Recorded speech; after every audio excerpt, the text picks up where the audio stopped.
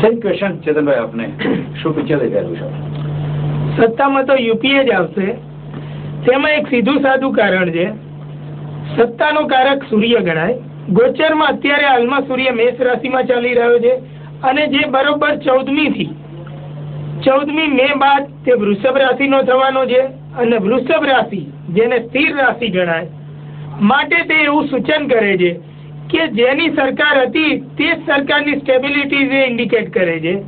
એ જ કારણસર એવું કહેવાય કે ફરી એના એ જ લોકો સત્તા ઉપર આવે અને ફરી લઈ અને યુપીએ સત્તા ઉપર આવે તેવું સ્પષ્ટ કહી શકાય.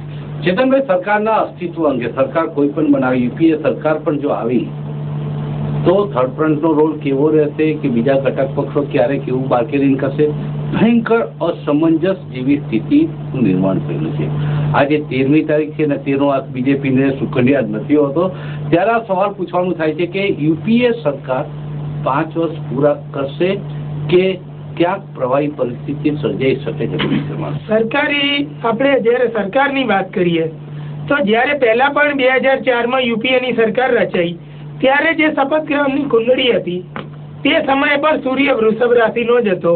એટલે જે અત્યારે પણ 16મી થી જે 14મી મે થી શરૂ થયો છે તે જ વૃષભ રાશિમાં ફરી સૂર્ય આવે છે. તો એ વખતે પણ કેટલા અસમંજસ હતા, જયારે ડાબેરીઓ પણ કેટલા પરેશાન કર્યા, પરમાણુ કરારને લઈને બીજી અનેક બાધાઓ આવી, છતાં પણ તેને પોતાનો પૂરો કાળ કર્યો છે. એ જ પ્રમાણે એવું કહી શકાય કે યુપીએ તેનો કાર્ય પૂર્ણ કરશે. પરંતુ ગ્રહોના સંકેત એવા છે કે શનિની 2013માં ચાલ એવી એક આવવાની છે કે યુપીએ પોતે ફરી ઇલેક્શન લાવવાનો એક નિર્ણય કરી શકે. કઈ સાલમાં? 2013માં. તો ફરી ઇલેક્શન આવી શકે એવા કોઈ પણ સંજોગો આકસ્મિક આવે, નહીં તો યુપીએ પૂરું કાર્ય કરશે. ચેતનભાઈ, એક છેલ્લો સવાલ કે સામાન્ય રીતે એવું પૂછાતું હોય છે, પ્રજામાં પણ ચર્ચા થતી હોય છે કે સરકાર કોઈ પણ બનાવે, સત્તા ઉપર કોઈ પણ આવે, આપણે તો આપણી રીતે જિંદગી જીવવાની છે, આપણને શું ફરક પડવાનો છે?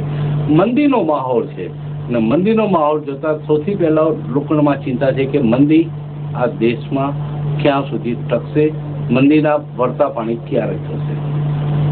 મંદીના વળતા પાણી થઈ ચૂક્યા છે.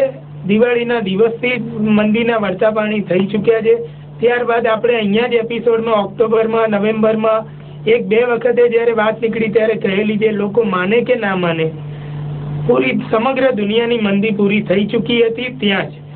અને ત્યારબાદ પણ લોકોને ફીલ થશે 9/9/2009 પછી કેમ કે શનિ રાશિ બદલશે.